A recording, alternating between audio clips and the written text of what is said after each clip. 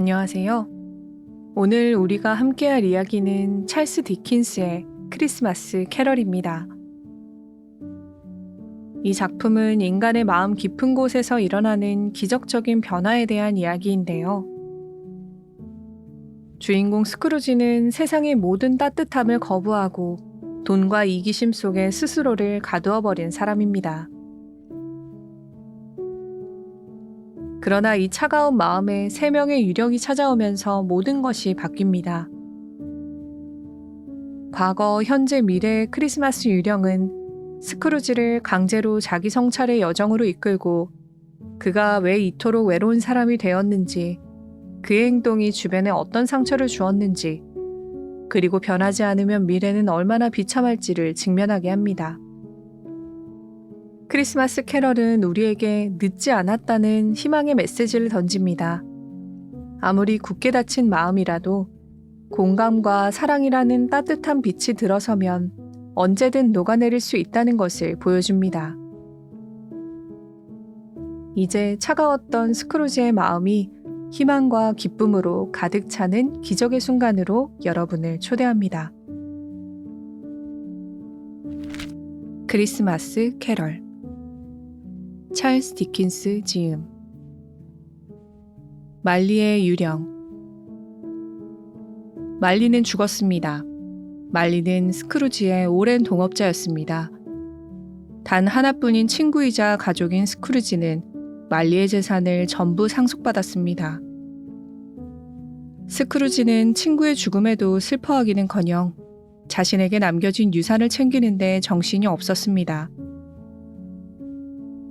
스크루지는 말리가 죽은 후에도 가게 간판을 스크루지와 말리 상회로 걸어두었습니다. 스크루지는 대단한 구두쇠였습니다. 늙어빠진 차가운 얼굴, 듬성듬성 빠진 머리카락, 주름진 뺨, 핏발 섰는, 뭉툭한 코와 메마른 입술에는 욕심이 더덕더덕 붙어 있었습니다. 스크루지의 손에 들어온 돈은 절대로 바깥으로 나가는 법이 없었습니다. 그는 돈을 움켜쥔 채 오로지 자물쇠로 채워진 서랍 금고 속에 한 푼 두 푼 돈을 모으는 재미로 살았습니다. 그는 돈이 나갈까봐 친구 하나 사귀지 않았고 친척도 모른 척했습니다. 그의 상점은 구석구석 차가운 냉기가 감돌았습니다. 한여름에도 상점 안은 싸늘했습니다. 크리스마스 축제 때에도 따스한 기운이라곤 느낄 수 없었습니다. 스크루지는 마음이 얼마나 차가웠는지 사계절 내내 추위도 느끼지 못했습니다. 이 거리에는 그에게 말을 건네며 상냥하게 인사를 할 만한 사람은 없었습니다. 스크루지는 오늘이 크리스마스 이브라는 사실도 모르는 듯 바쁘게 일을 하고 있었습니다. 밖에는 찬바람이 쌩쌩 불고 안개까지 자욱했습니다. 거리에 있는 시계탑은 오후 3시를 가리키고 있었지만 주위는 벌써 어두워져 있었습니다. 사무원 보브 크레칫은 추위에 벌벌 떨고 있었습니다. 그는 한평 남짓한 좁은 창고 같은 곳에서 서류를 정리하고 있었습니다.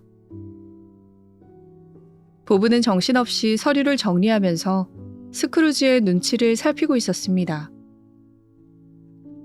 보브는 추위를 견디다 못해 석탄을 가지고 삽을 들고 스크루지 방에 들어가려고 했습니다. 한 발짝이라도 들여놓으면 해고당할 줄 알아. 스크루지는 도끼 눈을 치켜뜨고 소리를 질러댔습니다. 결국 보브는 두툼한 목도리를 두르고 옷을 잔뜩 껴입은 채 발을 동동 구르면서 의자에 앉아 있었습니다. 그때 누군가 쾌활한 목소리로 인사를 했습니다. 외삼촌, 메리 크리스마스! 스크루지의 조카 프레드였습니다. 스크루지는 못마땅한 얼굴이었습니다. 뭐? 메리 크리스마스라고? 네 주제에 무슨 크리스마스냐? 가난뱅이 주제에. 그러자 프레드는 입가에 웃음을 띠며 말했습니다. 그럼 외삼촌은 왜 우울하세요? 엄청 부자시면서 말이에요. 바보 같은 이라고. 이런 놈들이 세상에 북적거리고 사는데 메리 크리스마스라니. 평생 돈 한 푼 없이 벌벌 떨면서 쓸데없이 나이만 처먹는데, 그리고 장부는 1년 12달 내내 적자투성이인데 크리스마스는 무슨 빌어먹을 크리스마스야? 다시 한번 메리 크리스마스라는 말을 입 밖에 냈다가는 가만두지 않을 것 같은 기세로 스크루지는 프레드에게 험상궂은 표정을 지었습니다. 전 외삼촌이 크리스마스를 지내는 것을 본 적이 없어요. 나를 그냥 내버려도 빌어먹을 크리스마스. 크리스마스는 언제나 즐거워요. 특별한 이익은 없지만 즐거운 날이에요. 사람들은 모두 행복한 표정으로 거리를 다녀요. 사람들은 이날만큼은 너그럽고 친절해진답니다. 모두들 마음을 열고 서로 메리 크리스마스라고 인사를 나누죠. 그런 마음으로 집에 돌아가서 가족들과 즐거움을 나누는 날이 바로 크리스마스예요. 그래서 저는 크리스마스를 외삼촌과 같이 축하하고 싶어요. 옆방에서 보브가 박수를 치자 스크루지가 또 쏘아보았습니다. 또 한 번 박수를 쳐보시지. 실업자 신세가 되어 크리스마스를 보내게 될 테니까. 외삼촌, 너무 화내지 마세요. 그리고 내일은 꼭 저희 집에 오셔서 식사라도 함께 하세요. 됐다. 그런 말이나 하려거든 지옥에나 떨어져 버려라.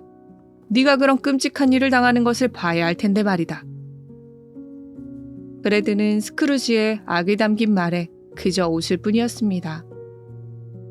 너는 근데 왜 결혼을 한 거냐? 아내를 사랑하니까요. 뭐? 사랑? 웃기는군. 그 말은 메리 크리스마스라는 말보다 더 바보스럽구나. 멍청한 녀석. 어서 가거라. 외삼촌, 제가 결혼했기 때문에 저희 집에 오시지 않겠다는 건가요? 외삼촌은 제가 결혼하기 전에도 저희 집에 오신 적이 없었잖아요. 전 외삼촌에게 뭔가 받길 기대하는 게 아니에요. 아무것도 바라지 않아요. 단지 외삼촌과 가깝게 지내고 싶을 뿐이에요. 외삼촌이 이렇게 고집을 부리시니 정말 서글퍼지네요. 하지만 오늘은 즐거운 크리스마스 이브니까 우리 사이가 좀 더 나아졌으면 했을 뿐이에요. 전 이제 그만 크리스마스의 즐거운 기분으로 돌아가야겠어요. 외삼촌, 메리 크리스마스, 그리고 새해 복 많이 받으세요. 프레드는 얼굴 한번 찡그리지 않고 사무실을 나가다가 출입구에 멈춰서서 쾌활한 목소리로 보브에게도 크리스마스 축하 인사를 건넸습니다. 보브도 프레드에게 환한 미소와 함께 크리스마스 축하 인사를 했습니다. 일주일에 고작 15실링을 받아 처자식을 간신히 먹여 살리는 주제에 메리 크리스마스라고? 아무래도 정신병원에나 보내야겠어. 두 사람이 가게 안으로 들어왔습니다. 그들은 쾌활하고 당당한 신사들로 모자를 벗어들고 안으로 들어섰습니다. 그들은 장부와 서류를 들고 스크루지에게 인사를 했습니다. 여기가 스크루지와 말리상에 맞죠? 실례지만 선생님이 스크루지 씨입니까? 아니면 말리 씨인가요? 말리? 말리는 7년 전에 죽었소. 7년 전 오늘 저녁에 말이오. 스크루지 씨, 1년 중 가장 즐거운 크리스마스가 되었습니다. 하지만 이 좋은 날에도 이 세상 한편에서는 주의와 굶주림으로 큰 고통을 당하고 있는 사람들이 있습니다. 선생님이 작은 성의를 보여주신다면 그들에게는 하늘 같은 은혜가 될 것입니다. 이 좋은 날에 얼마나 뜻깊은 일이 되겠습니까? 요즘엔 감옥은 없어졌어? 빈민수용소는 아직도 운영되고 있어. 스크루지가 대답 대신 엉뚱한 질문을 하자 신사는 영문을 모르겠다는 듯 스크루지를 바라보며 대답했습니다. 예, 하지만 지금은 그것들이 제대로 운영되고 있지 않아서. 어쨌든 그런 것들이 아직까지 있다 그 말이오. 그렇습니다, 선생님. 그런 사업만으로 가난한 사람들을 도와줄 수가 없습니다. 그래서 저희들은 그들에게 오늘 같은 날이나마 도움을 주기 위해 이렇게 선생님을 찾아뵌 것입니다. 크리스마스는 가난한 사람들에겐 더 고통스러운 날이거든요. 부디 그들에게 따뜻한 마음을 베풀어 주세요. 기부금 따위는 한 푼도 낼 수 없소. 크리스마스 따윈 나도 지내지 않고 있소. 게다가 게을러 빠진 사람들을 즐겁게 해줄 마음은 손톱만큼도 없소이다. 그들을 모두 빈민 수용소로 보내버리면 될 것 아니오. 이 세상엔 쓸모없는 인간들이 많으니. 아무튼 그건 내가 상관할 바 아니오. 그들은 몇 번 더 이야기하다가 포기하고는 그냥 돌아갔습니다. 스크루지의 방에서 내려다 보이는 교회의 오래된 탑은 안개 속에서 완전히 그 모습을 감추었습니다. 그 탑 위에 있는 낡은 종소리가 오늘따라 깊고 크게 울려 퍼졌습니다. 곳곳마다 환하게 불을 밝혀놓은 상점의 유리창에 붉게 물든 행인들의 얼굴이 반짝반짝 빛나고 있었습니다.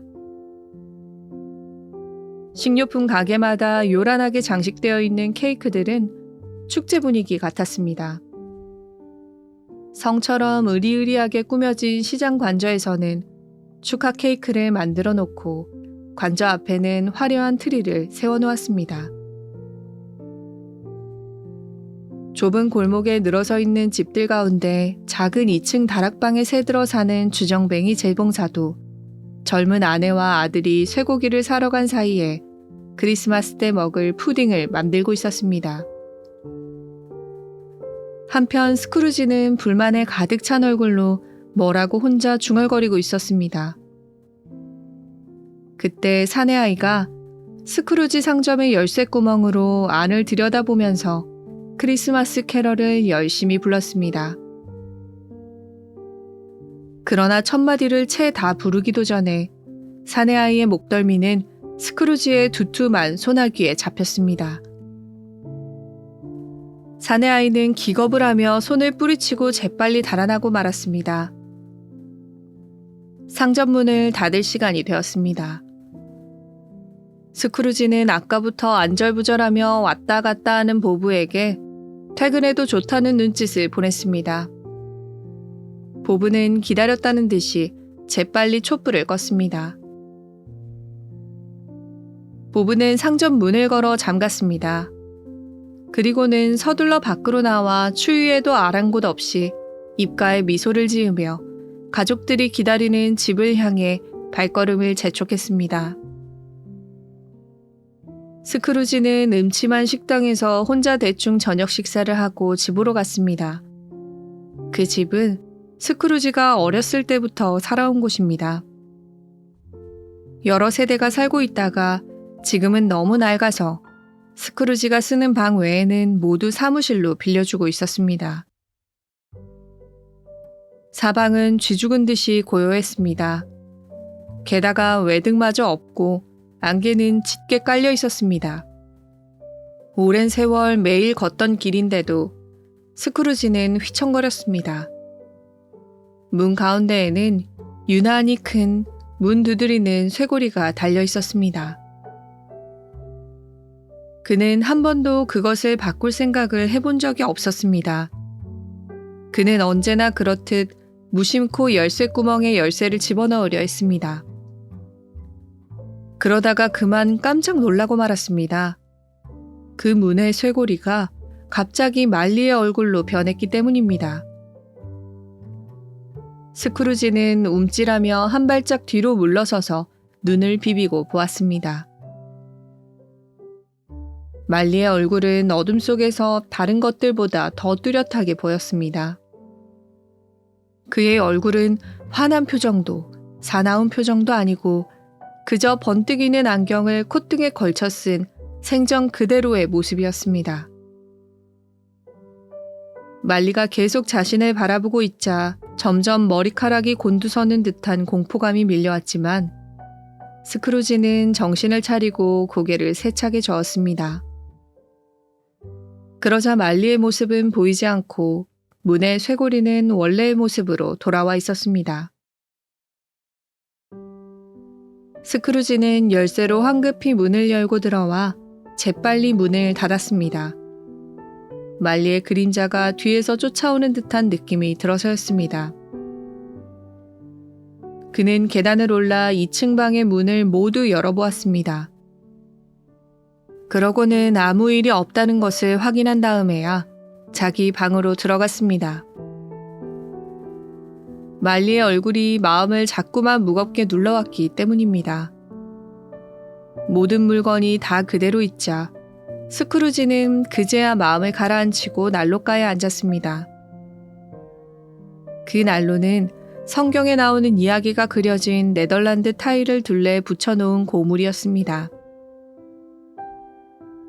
그 순간 다시 스크루지의 머릿속에 말리의 얼굴이 떠오르면서 그림 속의 인물들이 모두 말리의 얼굴로 바뀌었습니다. 그때 사용하지 않는 종이 스크루지의 눈에 들어왔습니다.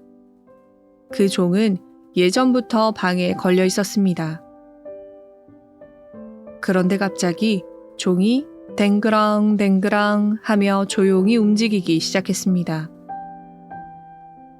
그러더니 이내 요란한 소리를 내며 마구 흔들리는 것이었습니다. 어느새 집안에 있는 다른 종들까지 요란하게 울려댔습니다. 계속해서 종이 울리더니 그 소리가 일제히 딱 그쳤습니다. 다음 순간 저 아래 깊은 곳에서부터 절그럭거리는 쇠사슬 소리가 들려왔습니다. 잠시 후 지하실 문이 열리는 소리와 함께 쇠사슬 소리가 점점 가까이 다가왔습니다. 그 소리는 층계 위를 따라 스크루지의 방 쪽으로 향해 오고 있었습니다. 그는 얼굴이 새파랗게 질리고 몸이 와들와들 떨렸습니다. 쇠사슬 소리는 문을 열지도 않고 불쑥 모습을 보였습니다. 스크루지 앞에 말리의 얼굴이 나타났습니다. 머리를 길게 늘어뜨리고 늘 입던 조끼에 꽉 끼는 바지, 망으로 된 장화를 신은 생전 그대로의 말리가 틀림없었습니다. 그가 질질 끌고 온 쇠사슬은 허리에 길게 휘감겨 있었습니다. 그 쇠사슬에는 돈괴짝, 열쇠, 자물쇠, 장부, 쇠로 된 무거운 돈지갑 등이 주렁주렁 매달려 있었습니다. 스크루지는 말리의 모습을 한 유령을 눈을 크게 뜨고 뚫어져라 쳐다보았습니다. 말리도 싸늘한 눈빛으로 스크루지를 한참이나 쳐다보고 있었습니다. 말리는 머리 끝에서 턱까지 붕대로 칭칭 감겨져 있었습니다. 두 눈만 무시무시한 빛을 내고 있었습니다.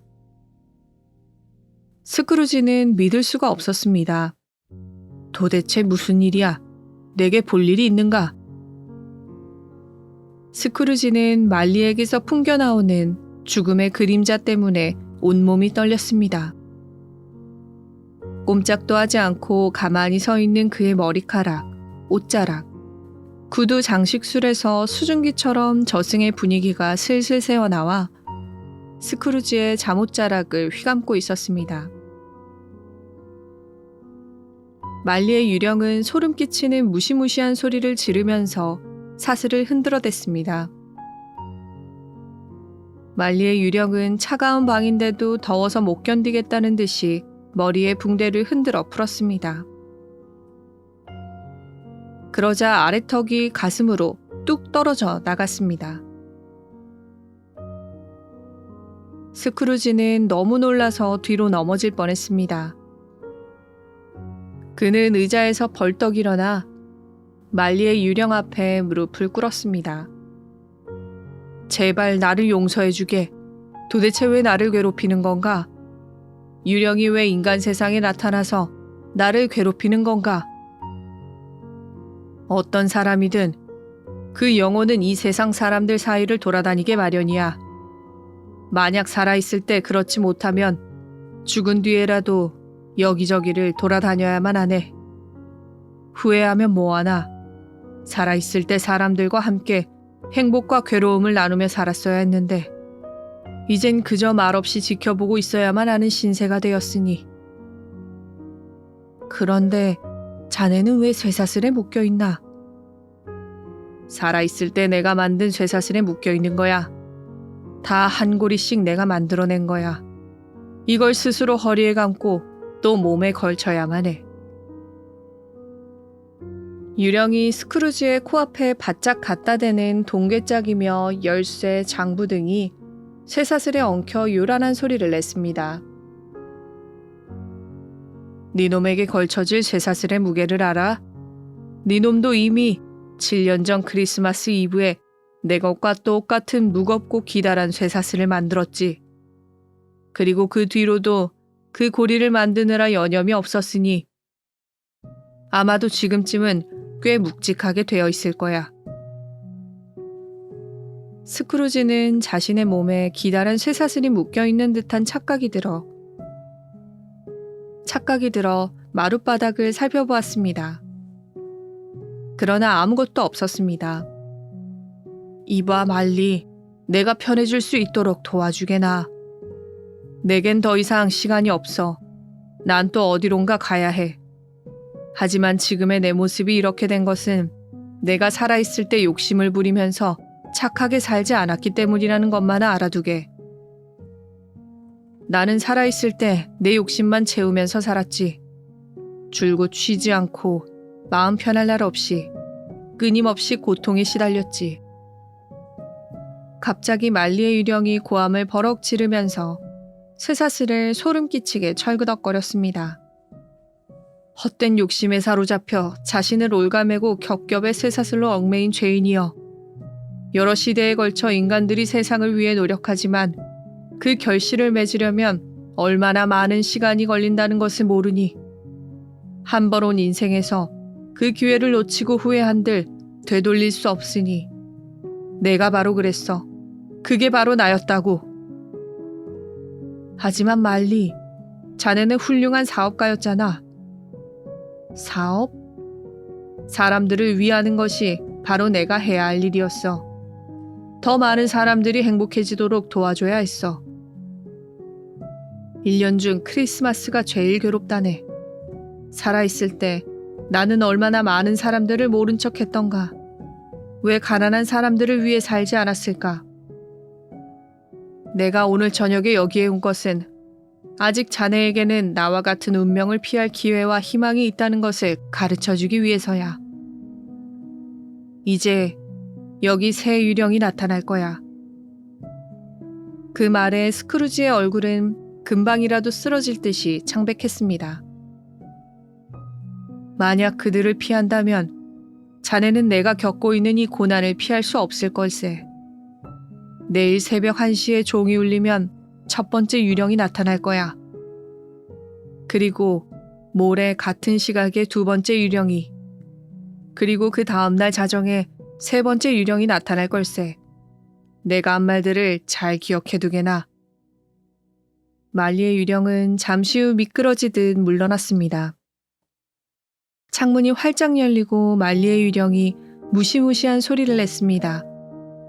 슬픔과 후회가 뒤섞인 날카로운 울음소리였습니다. 소름 끼치는 소리와 함께 말리의 유령은 이내 하늘로 올라가더니 모습을 감췄습니다. 스크루지는 하늘을 올려다보았습니다. 거기에는 이리저리 방황하고 다니는 유령들이 말리와 같은 울음소리를 내면서 떠돌고 있었습니다. 모두 말리처럼 쇠사슬에 묶여 있었습니다. 그들은 기회를 영원히 놓쳐버린 안타까움에 한숨 지었습니다. 어느덧 안개가 몰려오더니 동시에 유령들도 사라졌습니다.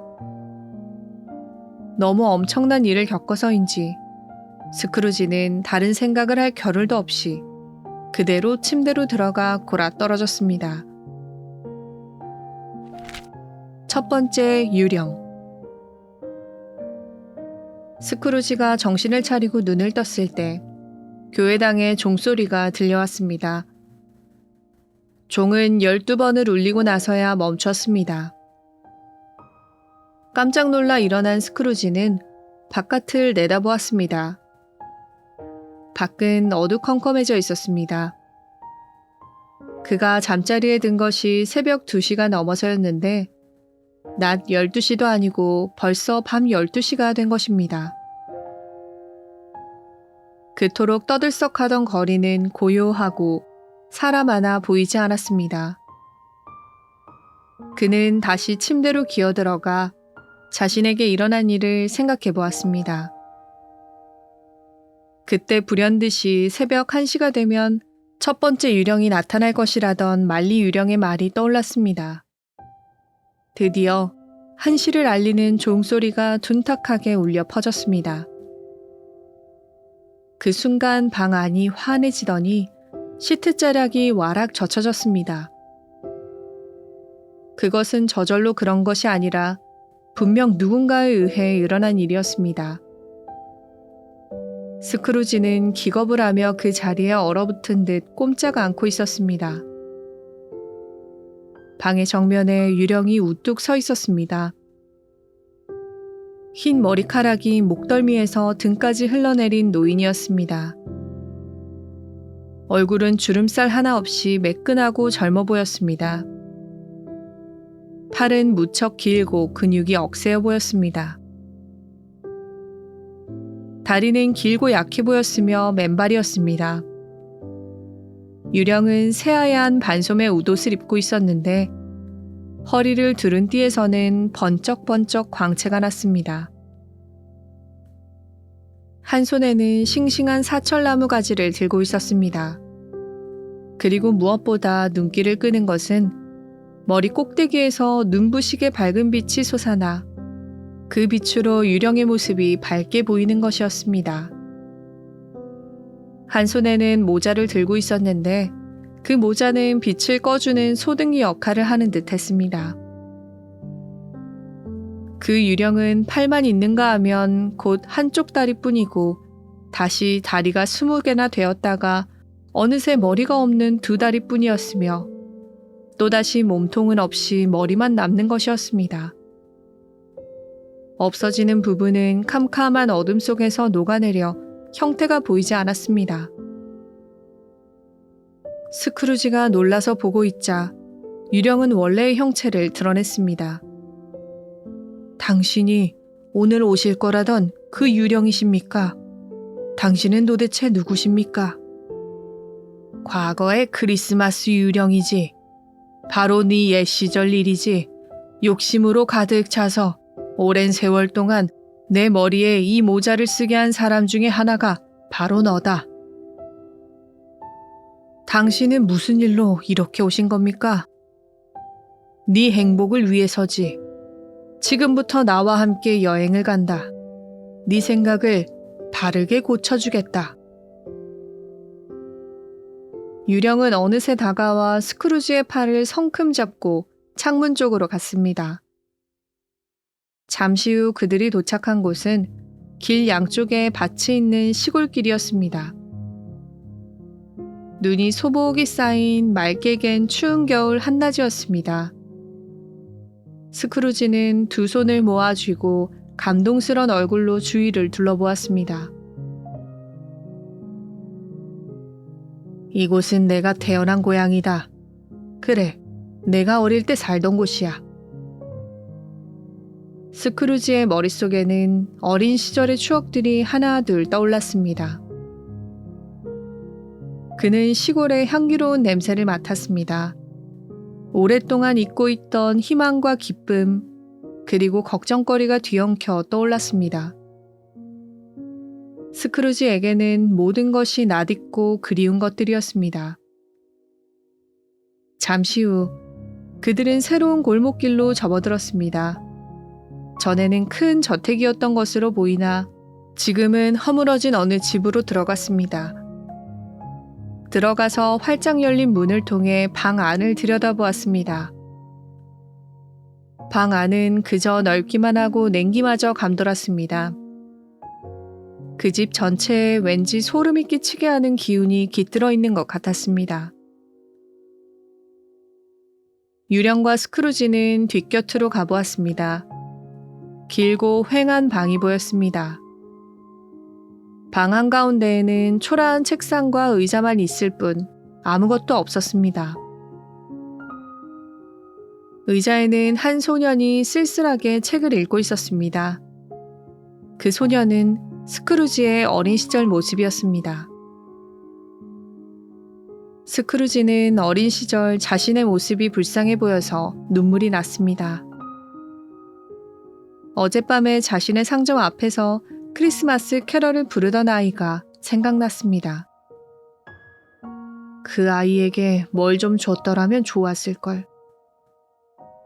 자, 그럼 크리스마스 풍경을 하나 더 보도록 하지. 유령의 말이 떨어지자마자 소녀는 점점 커지더니 방은 아까보다도 더 어둡고 지저분해졌습니다. 소녀는 혼자 학교에 남아 있었습니다.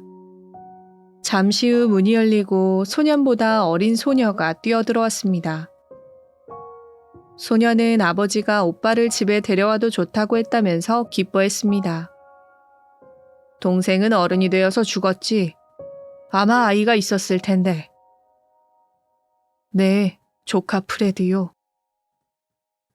스크루지와 유령은 시골 학교에서 벗어나 어느새 도시의 큰 거리에 있었습니다. 유령은 어느 가게 앞에 멈춰서더니 안으로 들어갔습니다. 털모자를 쓴 노인이 책상에 앉아서 일을 하고 있었습니다. 폐지 위기였습니다.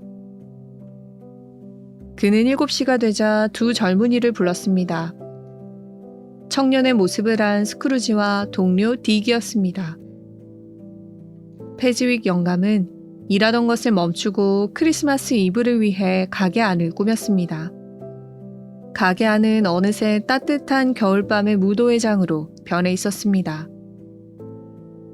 잠시 후에는 패지윅 부인과 세 딸들이 줄지어 들어왔습니다. 그리고 온 동네의 젊은 남녀가 모두 모여들었습니다. 연주가 시작되고 그들은 춤을 추었습니다. 분위기가 무르익고 과자와 포도주, 큼직한 삶은 고기들이 식탁에 푸짐하게 차려졌습니다. 사람들은 춤이 끝나기가 무섭게 음식 앞으로 달려가 허기진 배를 채우고 맥주를 들이마시면서 마음껏 크리스마스 축제를 즐겼습니다. 흥겨운 춤과 함께 밤이 깊어가고 사람들은 작별을 아쉬워하며 모두 돌아갔습니다. 스크루지는 묘한 감동으로 그 모습을 지켜보고 있었습니다. 스크루지는 옛날로 돌아간 것 같아 마음이 떨렸습니다. 패지윅 영감님은 우리에게 따뜻한 말을 건네주고 얼마 안 되는 돈을 써서 우리를 기쁘게 해주었습니다. 그분이 우리를 행복하게 해준 것은 많은 재산보다도 소중한 것이었지요. 스크루지는 자신의 가게 점원에게 크리스마스 인사라도 건네지 못한 것을 후회하고 있었습니다. 또 이번에는 나이가 좀 들어 보이고 듬직한 어른이 된 스크루지였습니다. 그의 얼굴에는 걱정과 욕심이 가득해 보였습니다. 그 옆에는 아름다운 아가씨가 슬픈 얼굴로 앉아 있었습니다. 이젠 제가 당신에게 아무것도 아니군요. 당신에게 더 소중한 것이 있으니까요. 저는 당신이 지금까지 지니고 있던 희망을 버리고 돈벌이에만 눈이 어두워지는 것을 지켜봤어요. 그것이 뭐 어쨌다는 거요? 당신에 대한 내 마음은 조금도 변함이 없는데. 우리 둘 다 가난했지만 그땐 행복했었죠. 순수하고 착했던 당신은 완전히 달라졌어요. 당신은 변했어요. 오랫동안 생각한 끝에 당신과 헤어지기로 결심했어요. 부디 행복하길 빌게요. 그녀는 슬픈 눈빛으로 그를 쳐다보았습니다. 그도 그녀의 말이 옳다는 것을 알았습니다. 스크루지는 과거의 장면을 보면서 괴로운 듯 고개를 돌렸습니다. 이제 그만두세요. 더 보고 싶지 않아요. 제발. 그러나 유령은 그를 잡아 끌어 다른 장소, 다른 집에 와 있었습니다. 아주 편안하고 아늑해 보이는 방이었습니다. 난로 옆에는 조금 전에 그녀가 앉아 있었습니다. 그녀는 엄마가 되어 아이들과 함께 재미있다는 듯이 깔깔거리고 있었습니다. 스크루지는 그녀가 지금 사랑하는 사람이 자신이라면 얼마나 좋을까 하는 생각을 했지만 그것은 이미 뒤늦은 후회일 뿐이었습니다. 바로 그때 현관문을 두드리는 소리가 났습니다. 꼬마들이 떠들며 문 쪽으로 몰려갔습니다. 그녀의 남편이었습니다. 남편 옆에는 배달꾼이 크리스마스 선물과 장난감을 잔뜩 들고 서 있었습니다. 아이들은 선물을 풀어보는데 정신이 없었습니다. 선물 배달꾼은 입가에 환한 웃음을 짓고 있었습니다. 모두 행복하고 즐거운 모습들이었습니다. 아이들이 잠들고 한밤중이 지났습니다. 남편은 아내를 바라보며 말했습니다. 오늘 낮에 당신 옛 친구를 보았소. 스크루지 씨요? 그래요. 오늘 우연히 상점 근처를 지나가게 되었소. 스크루지는 외톨이처럼 쓸쓸히 거기에 앉아 있었소. 함께 일하는 사람이 죽는 날을 기다리고 있다고 얘기하는 걸 들었는데 참 안 된 일이요. 그때 스크루지가 목맨 소리로 유령에게 애원했습니다. 다른 곳으로 데려다 주세요. 제발요. 저건 과거에 있었던 일을 그대로 똑같이 보여주는 것뿐이니까 날 원망할 건 없어. 스크루지는 유령을 향해 소리를 지르다가 깜짝 놀랐습니다. 유령의 얼굴이 이상하게 일그러지면서 지금까지 보았던 모든 얼굴들이 한데 뒤엉키는 것이었습니다. 유령의 머리에서 번쩍이는 빛이 보였습니다. 스크루지는 소등기를 잡아 유령의 머리에 뒤집어 씌웠지만 빛이 새어나오는 것은 어쩔 수 없었습니다. 그것은 사방으로 퍼져나갔습니다. 스크루지는 심한 피로감과 함께 졸음이 걷잡을 수 없이 쏟아지는 것을 느꼈습니다. 스크루지는 어느새 자신의 침실에 와 있었습니다. 그는 비틀거리면서 침대 속으로 기어들어가 깊은 잠에 빠져들었습니다. 두 번째 유령. 깊은 잠에서 깨어난 스크루지는 침대에 그대로 걸터앉아 생각을 가다듬어 보려고 했습니다. 어느새 새벽 1시가 가까워 오고 있었습니다. 두 번째 유령이 올 시간이었습니다. 그는 그 어떤 것이 나타나더라도 놀라지 않겠다고 결심을 했습니다. 하지만 1시가 지나도 아무 인기척이 없자 그는 점점 무섭고 초조했습니다. 그러나 사실은 시계가 정확하게 1시를 친 순간부터 빨갛게 타오르는 듯한 빛이 그의 침대 위로 흐르고 있었습니다. 그의 침대를 둘러싸고 있는 빛은 침대에서 마루를 지나 방문 앞까지 이어져 있었습니다. 그는 조심조심 문 쪽으로 가보았습니다.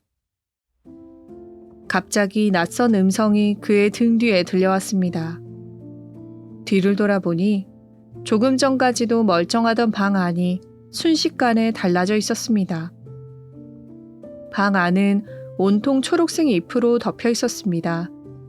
마치 숲속에 들어와 있는 것 같았습니다. 사방에 서 있는 나무에는 열매들이 매달려 있었고 난로에는 빨간 불길이 타오르고 있었습니다. 방 안에는 칠면조, 고리처럼 길게 말린 소시지, 이슬을 머금은 오렌지, 달콤한 배, 커다란 병에 담겨있는 포도주 등이 맛있는 냄새를 풍기며 산더미처럼 쌓여 있었습니다. 뿡요의 풀과 횃불을 들고 있는 거인이 스크루지를 불렀습니다. 겁에 질린 스크루지는 유령 앞으로 다가갔습니다. 유령의 눈은 맑고 친절해 보였지만 스크루지는 그 눈을 마주볼 용기가 나지 않았습니다. 나는 현재의 크리스마스 유령이다.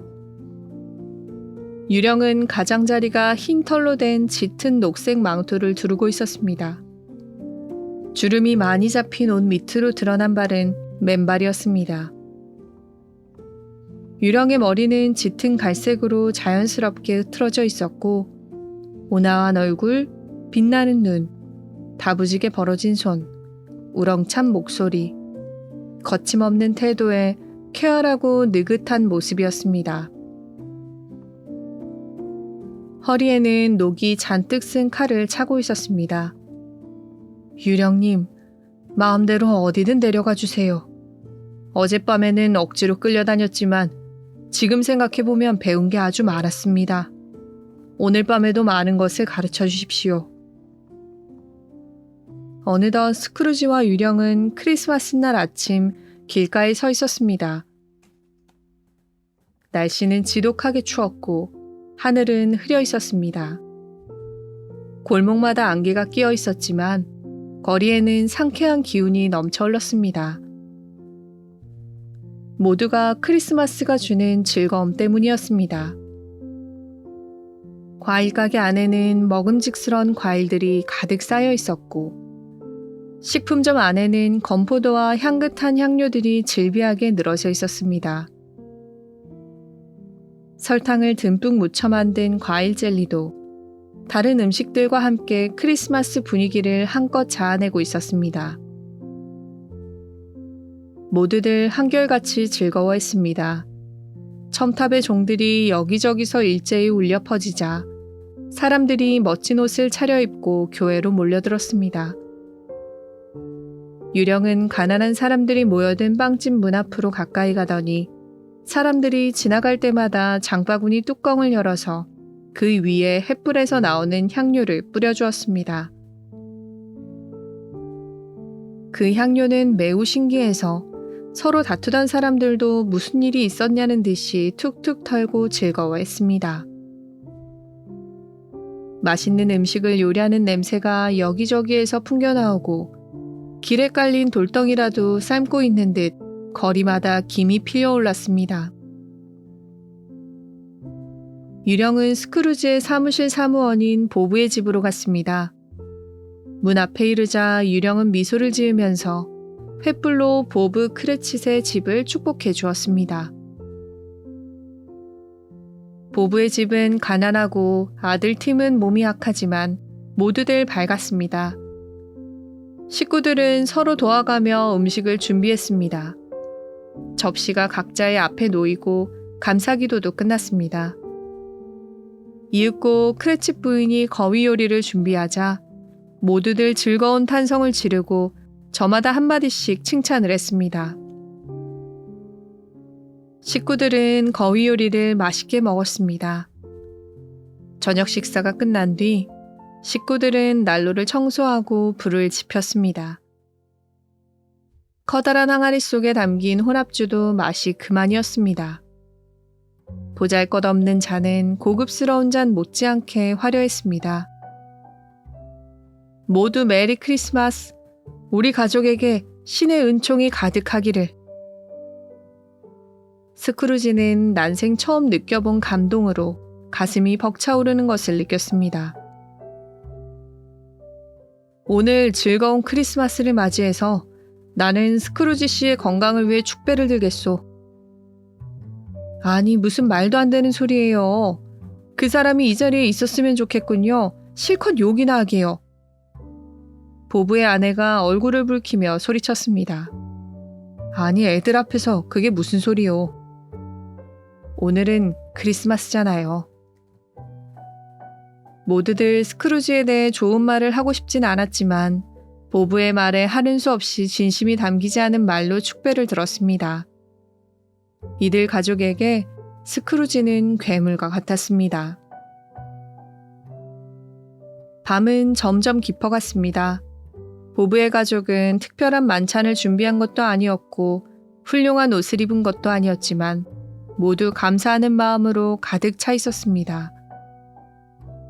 보브 크레칫의 모습이 점점 희미해지기 시작했습니다. 집집마다 제각기 만찬을 준비하고 더할 나위 없이 즐거워했습니다. 유령은 아무 말 없이 쓸쓸한 어느 늪지대로 스크루지를 데리고 갔습니다. 거대한 바위가 버티고 서 있었습니다. 물은 제멋대로 흐르고 있었으며 이끼와 잡초, 더러운 식물의 덩굴 따위가 뒤얽혀 있었습니다. 여기가 어디죠? 땅 밑에서 일하는 광부들이 살고 있는 곳입니다. 그들은 모두 나를 알고 있지. 한 오두막집에서 밝은 불빛이 새어나오고 있었습니다. 사람들은 따뜻한 난로 주위에 모여 앉아 웃음을 터뜨리고 있었습니다. 모두 새 옷을 입고 있었습니다. 할아버지가 크리스마스 노래를 들려주자 아이들은 그 소리에 맞춰 합창을 하기도 했습니다. 유령은 다음 늪지대를 날아올랐습니다. 스크루지는 바다 위를 날고 있었습니다. 등대 하나가 외롭게 서 있는 곳으로 갔습니다. 두 사람의 등대지기가 위스키를 마시며 크리스마스를 축하하고 있었습니다. 이번에는 바다 한가운데에 떠있는 한 척의 배 위로 갔습니다. 배에 타고 있는 사람들은 그 어느 때보다도 서로 다정하게 말을 주고받으면서 축제 분위기에 휩싸여 있었습니다. 그들은 멀리 떨어져 있는 가족들을 그리워했습니다. 어둠을 뚫고 날아가나 싶더니 스크루지는 어느덧 따뜻한 방 안에 있었습니다. 뭐가 우스운지 방 안에는 계속 웃음소리가 났습니다. 조카 프레드가 말했습니다. 외삼촌이 무슨 얼어 죽을 놈의 크리스마스냐고 하셨다니까. 정말 그랬어. 외삼촌은 그렇게 생각하신다고. 정말 그러셨다면 큰 문제 아닌가요, 프레드? 프레드의 아내가 말했습니다. 정말 걱정이야. 다른 사람에게 전혀 호의를 보이지 않다가 그만한 대가를 받으실 텐데. 그래도 그분은 큰 부자시잖아요. 프레드의 처제가 말했습니다. 난 외삼촌이 불쌍해. 그 비뚤어진 마음으로 고통받는 사람은 바로 외삼촌 자신이거든. 우리가 외삼촌을 싫어한다고 생각하시니까 식사하러 오시지도 않는 거라고. 내가 하고 싶은 말은 외삼촌이 우리를 싫어해서 우리와 어울리지 않는 것이 문제가 아니라는 거야. 문제는 그렇게 방에서 혼자 계시다가 좋은 친구들을 하나둘 잃어버린다는 거야. 앞으로 나는 해마다 계속 외삼촌을 초대하겠어. 사람들은 욕심 많은 스크루지에 대한 이야기를 하면서 즐거워했습니다. 그리고는 금세 한 얘기는 잊고 음악을 연주하고 재미있는 놀이를 했습니다. 모두들 너무나 즐거워했습니다. 그들은 마지막에는 가엾은 스크루지를 위해 건배했습니다. 스크루지 외삼촌, 크리스마스를 축하하며 새해 복 많이 받으세요. 눈앞의 모습이 사라지자 스크루지와 유령은 다시 여행을 계속했습니다. 유령은 언제나 사람들을 행복하게 해주고 그곳을 떠났습니다. 이 모든 일이 하룻밤 사이에 일어난 것이었습니다. 길고 긴 밤 동안 스크루지는 많은 것을 보고 들었습니다. 이상한 것은 스크루지의 모습은 예전과 조금도 다름이 없는데 유령은 눈에 띄게 나이를 먹어가고 있다는 것이었습니다. 유령은 이승에 나와 있는 시간의 수명이 아주 짧았던 것입니다. 세 번째 유령. 12시를 알리는 시계의 종소리가 들려왔습니다. 마지막 종소리가 사라지자 머리에 수건을 쓰고 온몸을 천으로 감싼 유령이 소리 없이 다가왔습니다. 유령은 짙은 검은색 천을 온몸에 휘감고 있었습니다. 스크루지는 뭐라 말할 수 없는 두려움에 휩싸였습니다. 유령은 아무 말 없이 앞으로 향했습니다. 스크루지는 그 뒤를 따랐습니다. 어느새 그들은 많은 사람들이 지나다니는 시내 한복판에 와 있었습니다. 유령은 4-5명의 상인들이 모여서 웅성거리는 곳으로 스크루지를 데리고 갔습니다. 소식 들었소? 그 늙은 마귀가 죽었다는군요. 날씨도 추운데. 그 영감은 평생 죽을 것 같지 않더니만. 정말 알 수 없는 일이지 뭐요. 그럼 그 많은 재산은 어떻게 됐을까? 장례식도 보나마나 초라하기 그지없을 거요. 그들이 주고받는 이야기로 봐서는 누군가 죽은 것 같은데 스크루지는 자신과 관계가 있는 사람으로 그 이야기의 주인공이 될 만한 사람이 누군지 아무리 생각해봐도 알 수가 없었습니다. 어느덧 스크루지는 상점에 와 있었습니다. 그는 자신을 찾아보려고 두리번거렸지만 책상 위에는 다른 사람이 버티고 있었습니다. 스크루지는 이제부터 완전히 다른 생활을 해야겠다고 결심을 하고 있었기 때문에 그 모습을 보고도 놀라지 않았습니다. 그는 변화된 자신의 모습을 미래의 모습에서 찾기를 바랐습니다. 어딘가에서 선한 일을 하고 있을 거란 생각에 스크루지는 흐뭇했습니다. 어두운 골목길로 들어섰습니다. 가게와 집들은 모두 낡고 초라했습니다. 지저분한 길거리에는 여기저기 사람들이 술에 취해 쓰러져 있었습니다. 한참을 들어가 보니 음침한 가게가 나타났습니다. 그곳은 쇠붙이, 빈병, 기름때가 밴 폐품 등을 파는 곳이었습니다. 가게 안에는 백발의 노인이 잔뜩 찌푸린 얼굴로 앉아 있었습니다. 그때 한 여인이 가게 안으로 들어왔습니다. 곧이어 검은 옷을 입은 남자가 들어왔습니다. 그들은 서로 얼굴을 쳐다보고 동시에 웃음을 터뜨렸습니다. 노인은 가게 문을 닫았습니다. 노인과 세탁하는 여인, 상여꾼인 남자는 서로 맞장구를 치며 말했습니다. 아마 그 영감보다 더 지독한 사람은 이 세상에 다시 없을 거요. 이런 거 한두 개쯤 없어졌다고 해서 뭐라고 할 사람도 없어요. 게다가 영감은 죽었으니 알게 뭐람. 죽어서 저승까지 가져가지도 못할 것을 그 심술궂은 영감은 살아있는 동안에 뭐 그렇게 지독하게 긁어모았는지 모르겠어요. 그러지만 않았어도 혼자 쓸쓸하게 침대에 누워 죽지는 않았을 텐데. 영감님, 그 보따리를 풀어서 얼마나 값이 나가는지 좀 봐주세요. 어차피 서로 물건을 훔치고 있다는 사실은 이미 다 아는데요, 뭐. 아까부터 이들의 대화를 듣고 있던 스크루지는 이루 말할 수 없는 증오와 혐오감으로 몸을 떨었습니다. 그들은 흐릿한 불빛 아래에서 훔쳐온 물건들을 흥정했습니다. 그 영감이 살아있을 때는 우리에게 지독하게 굴더니만 죽으면서는 우리에게 이렇게 좋은 일만 생기게 해주는군요. 스크루지는 유령을 불렀습니다. 유령님, 더 이상 여기에 있고 싶지 않습니다. 잘 알겠어요. 내가 바로 저 불행한 남자의 신세가 될지도 모른다는 것이죠. 정말 끔찍합니다. 스크루지는 더 이상 보고 싶지 않다는 듯이 눈을 질끈 감았습니다. 다시 눈을 떴을 때 그는 깜짝 놀랐습니다. 어떤 허름한 방 아니었는데 침대 위에 무엇인가 호디블로 뒤집어 씌워져 있었습니다. 침대 위에는 입고 있던 옷을 다 빼앗기고 밤을 새우면서 죽음을 슬퍼해주는 사람 하나 없는 외로운 시신이 누워 있었습니다. 유령은 아무 말 없이 손가락으로 시체의 머리 쪽을 가리켰습니다. 스크루지는 시체의 얼굴이 보고 싶었지만 차마 용기가 나지 않았습니다. 유령은 검은 옷을 펼쳐 보이며 다른 모습을 비춰주었습니다. 방 안에 아이와 아이 어머니가 있었습니다. 남편이 들어오자 그들은 이야기를 나누었습니다. 그들은 죽은 사람에 대해 이야기하고 있었는데 모두들 그가 죽었다는 것을 기뻐하고 있었습니다.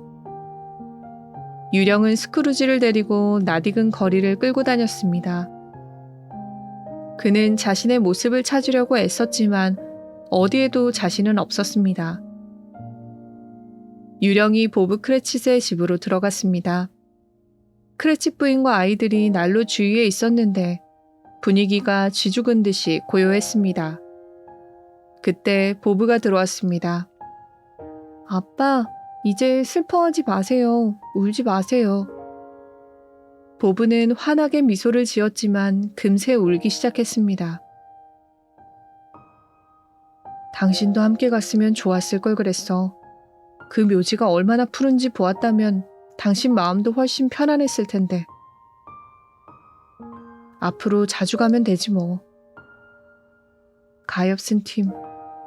팀은 아주 어렸지만 얼마나 참을성 있고 어른스러웠는지 모른다. 모두 팀을 잊지 마라. 스크루지는 미래의 크리스마스 유령과 함께 본 모습들이 모두 미래의 일이라는 것은 알겠는데 어떤 것이 앞에 일어난 일이고 어떤 것이 뒤에 일어난 일인지 좀처럼 알 수가 없었습니다. 그는 계속 자신의 모습을 찾아보았습니다. 스크루지는 유령에게 물어보려고 했지만 유령은 말없이 그저 걷기만 했습니다. 어느덧 그들은 철문 앞에 이르렀습니다. 그곳은 공동묘지였습니다. 유령은 무덤 사이에 서서 그 중에 하나를 손으로 가리켰습니다. 스크루지는 몸을 부들부들 떨면서 무덤 앞으로 다가갔습니다. 무덤의 비석에 쓰여있는 이름을 본 스크루지는 소스라치게 놀라서 눈이 휘둥그레지고 입이 딱 벌어졌습니다.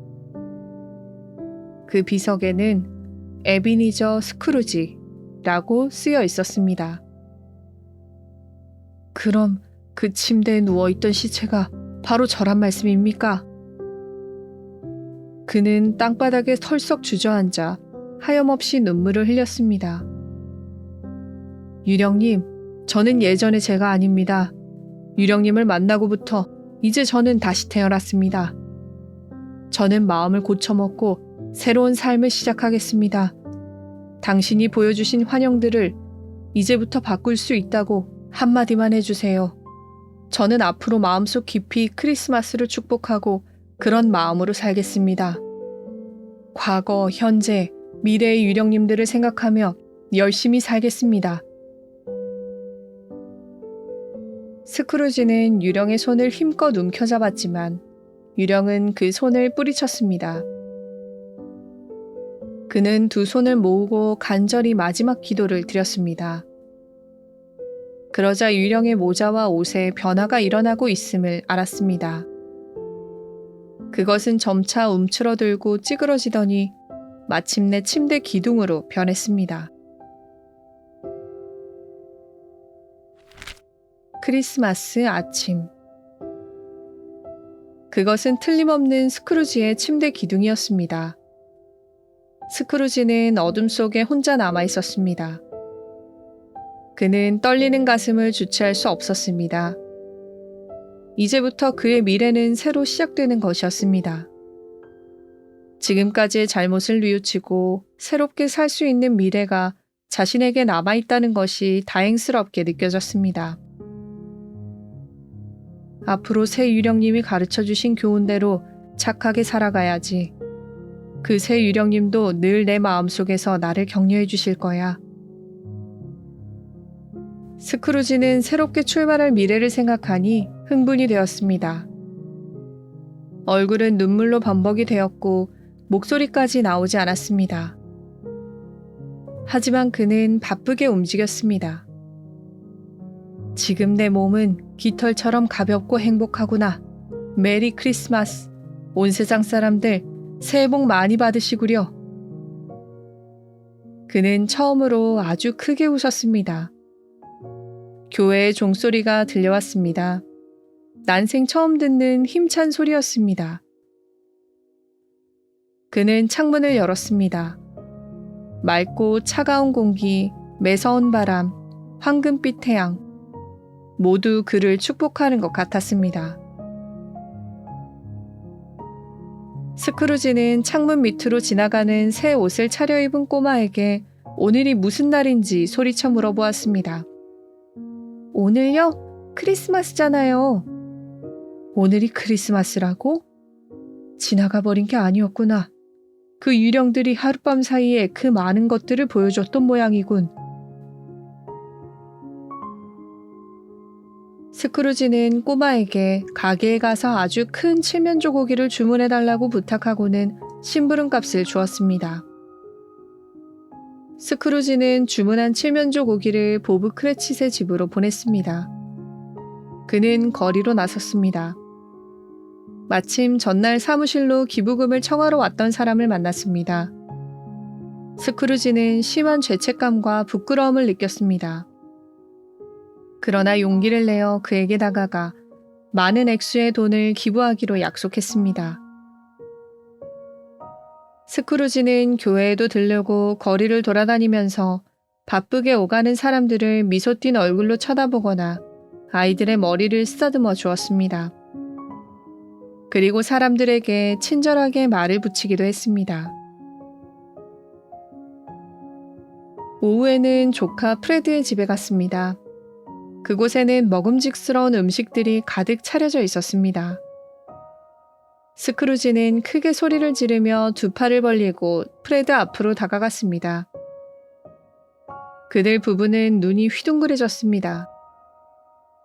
스크루지는 프레드의 가족과 함께 즐거운 식사를 했습니다. 모든 것이 지난밤 유령과 함께 본 그대로였습니다. 멋진 파티가 시작되었고 게임도 신나게 했습니다. 그 행복한 분위기는 스크루지를 감격하게 만들었습니다. 다음날 스크루지는 일찍 상점에 나갔습니다. 보브는 아직 나오지 않았습니다. 늦게 도착한 보브에게 그는 말했습니다. 이제부터 말이야. 난 지금까지 하던 방식으로는 하지 않겠어. 그래서 말인데 자네에게 월급을 올려줄까 생각하고 있다네. 보브는 도무지 믿을 수 없다는 표정을 지었습니다. 그저 멍하니 그의 장난스러운 눈을 쳐다보고 있을 뿐이었습니다. 그 후로 스크루지는 좋은 일을 많이 했습니다. 약속한 일들을 모두 실천했고 가난한 사람들을 많이 도와주었습니다. 또 보브의 아들 팀을 병원에 입원시켜 주었습니다. 그는 이 세상의 어떤 사람보다도 더 착한 사람이 되어 있었습니다. 스크루지는 그 이후로는 한 번도 유령과 마주친 적이 없었습니다. 그러나 그는 항상 크리스마스를 축복하는 일을 잊지 않았고, 그래서 사람들은 크리스마스를 가장 훌륭하고 뜻있게 보내는 사람은 스크루지일 것이라고 말하게 되었습니다. 많은 이들의 마음을 헤아리는 작품으로 전 세계 사람들의 사랑을 받고 있는 작가 찰스 디킨스는 영국 햄프셔주의 포츠머스에서 태어났습니다. 그는 어려운 집안 형편 때문에 제대로 교육을 받지 못했지만 독학으로 공부하여 신문 기자가 되었다고 합니다. 이후 올리버 트위스트를 발표하면서 작가의 자리를 굳히게 되었다고 하는데요. 디킨스는 그가 몸소 체험하여 알게 된 사회 밑바닥의 사람들의 생활상과 그들의 슬픔과 기쁨을 생생하게 묘사하여 많은 사람들의 공감을 얻었습니다. 이야기 안에는 디킨스 특유의 유머와 비판이 섞여 있어서 한층 재미를 더해줍니다. 1843년에 발표한 크리스마스 캐럴은 크리스마스의 정신을 불러일으켜 많은 이들에게 사랑을 일깨워준 작품이기도 합니다. 또한 이 작품은 스크루지처럼 구원받지 못할 사람들도 지나간 시간을 반성하고 사랑을 베풀면 반드시 구원을 얻을 수 있다는 교훈도 주고 있습니다.